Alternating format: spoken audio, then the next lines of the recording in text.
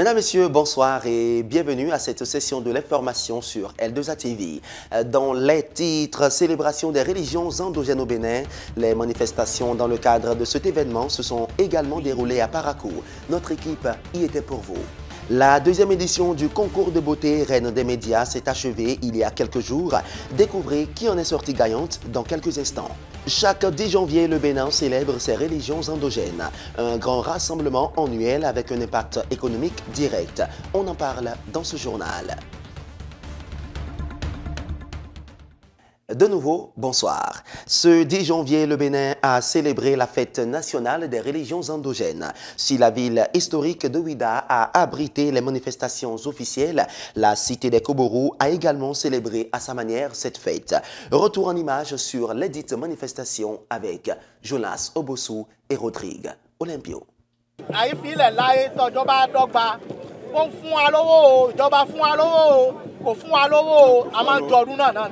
Initiée dans les années 90 par le président Nicéphore Dieudonné Soglou, la fête nationale des religions endogènes est célébrée chaque 10 janvier par les adeptes de culte endogène du Bénin. À l'instar des célébrations nationales observées à Ouida, la ville de Parakou n'est pas restée en marge. Tous parés de leurs plus beaux attributs, les adeptes des cultes Tromamidan, Atigali, Egun Oro et bien d'autres se sont donné rendez-vous pour des libations à l'endroit de leur divinité pour la nation béninoise.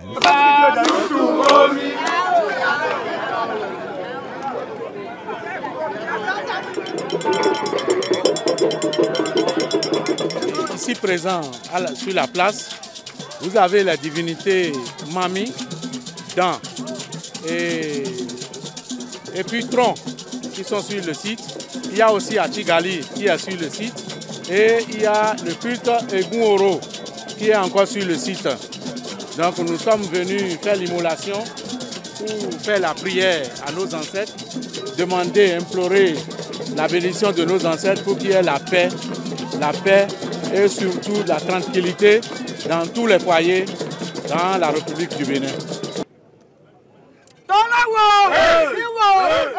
Pour les adeptes réunis en ce lieu, cette célébration des cultes endogènes, telle qu'observée, est à la satisfaction de tous.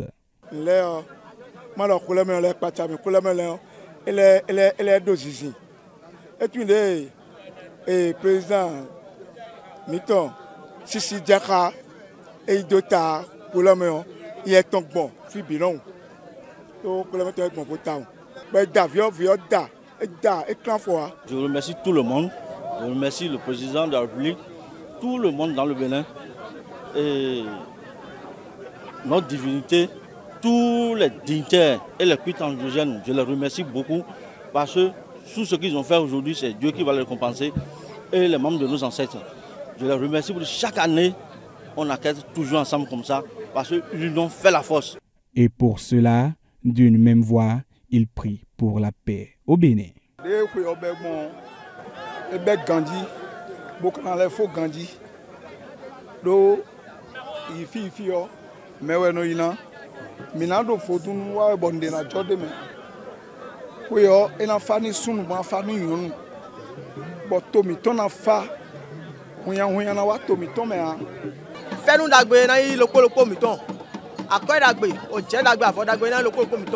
tó mẹ tẹ̀wọ̀n lẹ́kọ̀ọ́ tiẹ̀ nọ́mbà náà lọ́kọ̀ gbẹdẹgbẹdẹ à yóò tẹ̀wọ̀n lẹ́kọ̀ọ́ tiẹ̀ bọ̀ lómìnà dọ́ mìnà bá pọ̀ gbẹdẹgbẹdẹ à ló sẹ́gbọ́n sànù àfọlùkọ́ mẹ́ à ó yẹ kún dógbe náà dógbe nù mí àkọ́ ẹ̀nà jẹ̀nú àfọ̀nọ́lẹ́ náà dógbe lókòkò mi tó lẹ lómìnà dọ́ mìnà bá pọ̀ gbẹdẹgbẹdẹ à mẹ nukú kaná mi àmì gbẹdẹgbẹdẹ à mẹ òjì sódọ́bọ̀ kú dọ́gàn dọ́ mìnà dọ́bọ̀ fẹ́nu dàgbẹ́ náà lókòkò mi tó lò Bénin sáà ìkúgbọ̀n jí fi. Je demande aux adeptes d'être sereins, de cultiver la paix, surtout la paix entre eux et pour qu'il y ait de l'avancement.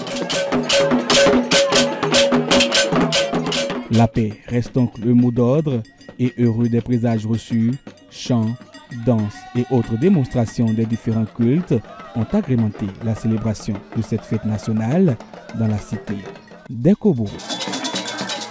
Instaurée lors d'un conseil des ministres, la première édition des Vodou Days a eu lieu ces 9 et 10 janvier 2024 à Ouida. À l'occasion de cette célébration, les acteurs culturels de Parakou donnent leurs appréciations dans cet élément de Nakim Nouanti.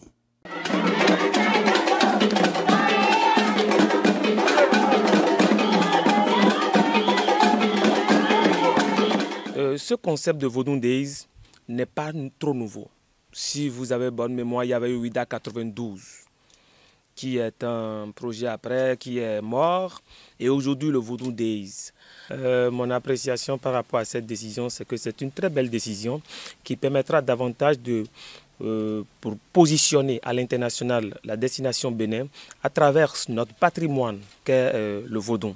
En faisant accompagner le 10 janvier de certaines activités, notamment à Vodun Days, l'initiative en elle-même, elle est bonne, et il faut la saluer. Mais c'est peut-être le contenu ou le déroulé, c'est à ce niveau qu'il y a à dire, ou à ce niveau on peut critiquer. Je crois que nul n'est parfait dans le monde, comme on le dit, et au fil des temps, on va parfaire. Je suis très heureux par rapport à cette innovation, parce que ça va vendre notre pays à l'international. Une belle innovation culturelle, mais culturelle dans notre pays, parce que je pense que chaque président est en train de mettre sa touche par rapport à notre culture endogène pour que, dans tous les cas, la destination Bénin soit vraiment une priorité à un moment donné de l'année.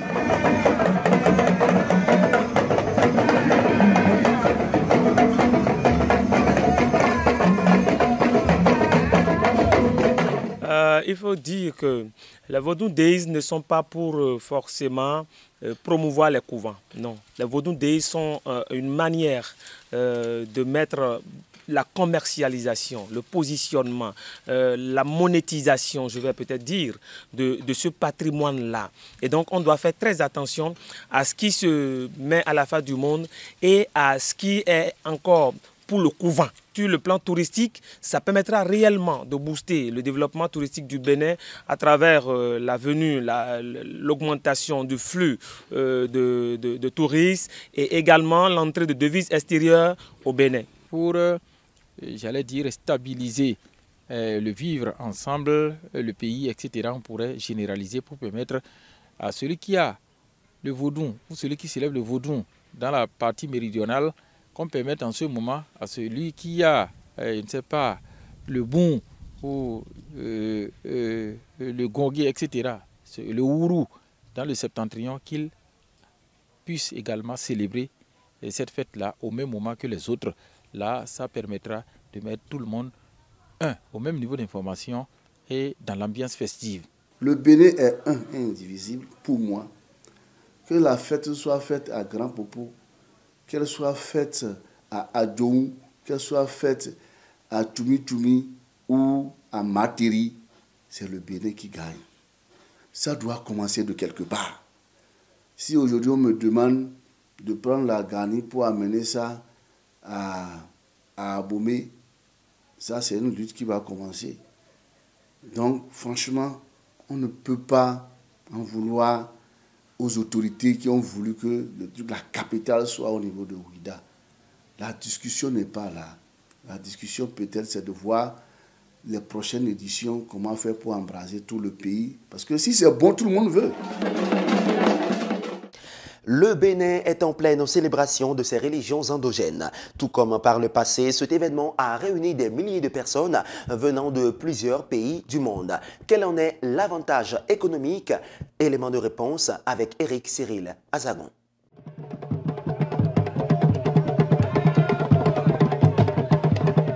Chaque 10 janvier, le Bénin célèbre la fête du Vodun. C'est sous l'appellation des Vodun Days que l'édition de cette année 2023 se déroule. Cette fête regroupe des milliers de personnes venues des 4 coins du monde. Ces 2 jours de célébration ont des retombées économiques pour le Bénin. Les événements qui auront lieu les 9 et 10 prochains au Bénin, ces événements peuvent avoir quand même des retombées sur l'économie béninoise sous diverses formes. D'abord, lorsque je prends le tourisme, d'accord, vous pensez que les festivités culturelles attirent souvent les visiteurs nationaux et internationaux, ce qui peut stimuler l'industrie du tourisme Et là, ce sont quand même les personnes de l'extérieur qui peuvent visiter l'économie ou le pays, ce qui peut générer de revenus pour les hôtels, les restaurants, les guides touristiques et pourquoi pas les commerçants locaux. Le développement de la culture se situe en bonne place dans l'action gouvernementale. Toutes les réformes dans le secteur de la culture, avec entre autres les Vodun Days, participent à diversifier l'économie béninoise. Tout comme les infrastructures, tout comme l'éducation, tout comme la santé, la culture également peut apporter sa pierre à l'édifice. Lorsque cela sera beaucoup plus développé et innové aux côtés des autres secteurs, je pense que la culture peut quand même permettre d'améliorer le niveau du développement économique. La culture, quand elle est valorisée, peut constituer une richesse inestimable pour un pays. Le Bénin, à travers les Vodun Days, l'a bien compris.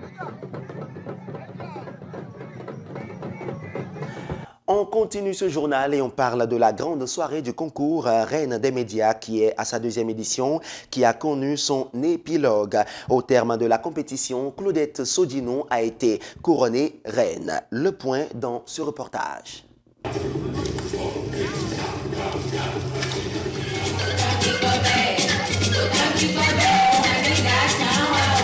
Si j'ai choisi de spécifier ce thème dans la Donga. Elles sont belles, elles ont du caractère, elles sont intelligentes et devant parents, amis, public massivement sortis pour la grande soirée du sacre de la Reine des médias édition 2, elles ont mis en exergue leurs compétences intellectuelles, d'intégration sociale et culinaire afin d'espérer repartir avec la couronne. À travers plusieurs épreuves âprement disputées par les 7 finalistes de l'édition 2023, la compétition livre son verdict. Et enfin, la Reine des médias, édition 2024, Jeanne-Claudette Sodinon. Elle a obtenu 491,33. Cette couronne reçue des mains de la précédente reine, la Reine des médias 2023, ne perd pas de vue les objectifs de son règne. Déjà, comme je l'ai promis dans mon développement tout à l'heure, je vais tout faire pour intégrer un mouvement ou une association pour pouvoir permettre de mettre en œuvre en même temps mon projet, pour ne pas attendre longtemps avant de commencer la mise en œuvre de mon projet. Et peu à peu, commencer, comme j'ai dit, les sensibilisations et les colloques, les talk shows, tout ça. Au thème de cette soirée, le public repart satisfait de l'initiative qui, elle, est à sa 2e édition. Il y a eu beaucoup de critères qui ont milité en faveur de celles-là qui ont pu tirer leur épingle du jeu. Et sur 30, elles se sont retrouvées finalement à 7. Et je voudrais saluer les organisateurs qui ont eu cette géniale idée. Et avec ce qu'on a vu ce soir, ça donne une fois la preuve qu'on peut être femme des médias et être encore une bonne mère de famille. En réalité, au-delà du classement, je pense que tout le monde, toutes les participantes gagnent. Et elles ont beaucoup gagné. Et c'est en ça que je tiens à féliciter tous les organisateurs, les membres du jury et le public qui a fait le déplacement pour les encourager. Parce que c'est une façon de les préparer à leur vie professionnelle, à leur avenir. Et c'est ça qui m'émeut vraiment. Et autant que nous le pourrons, on va vous soutenir. Pour le comité, cette saison reste pas déçu tout, riche en expériences à capitaliser pour les éditions prochaines.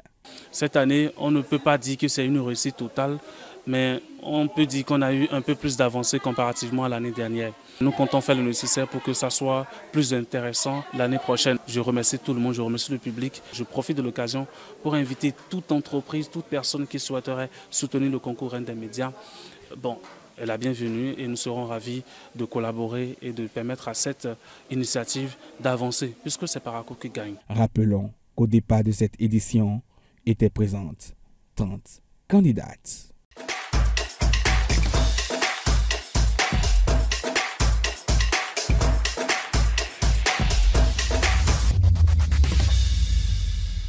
Quels sont les faits marquants de l'actualité à l'international? Nakim Nouati nous répond.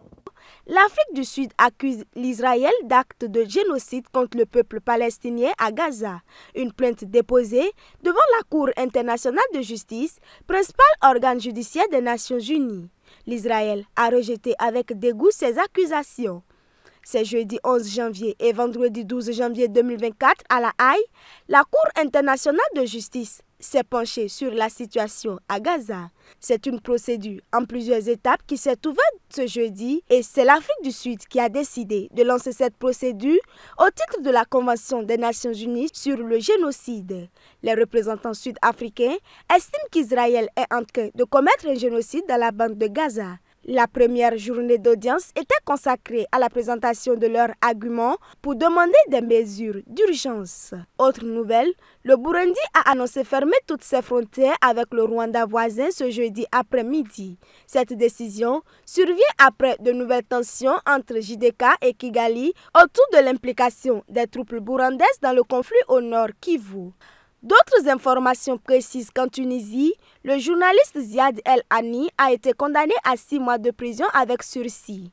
Emprisonné depuis le 28 décembre pour outrage au gouvernement, son procès s'est tenu ce mercredi. Les avocats du journaliste ont contesté le fait qu'elle s'est déroulée à huis clos. Devant le tribunal, près d'une cinquantaine de confrères se sont mobilisés pour sa libération. Un tour en RDC, où la Cour constitutionnelle de la République démocratique du Congo a confirmé mardi la réélection haut la main de Félix Tshisekedi à la présidentielle du 20 décembre 2023 avec plus de 73% des voix après avoir rejeté une requête d'un candidat à l'élection. En Équateur, plus de 22 400 militaires déployés avec des patrouilles terrestres, aériennes et maritimes, des perquisitions et des opérations sans contrôle dans les prisons à travers le pays, alors que la lutte contre les bandes de narcotrafiquants se poursuit et que près de 180 agents pénitentiaires restent retenus en otage.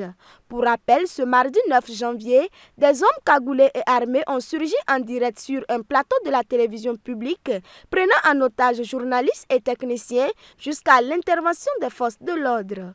Au moins 14 personnes sont mortes sur les tirs de groupes criminels. Le président Daniel Naboua a déclaré mercredi que le pays était en guerre. Fin de cette édition, merci de nous avoir suivis. À très bientôt sur L2A TV.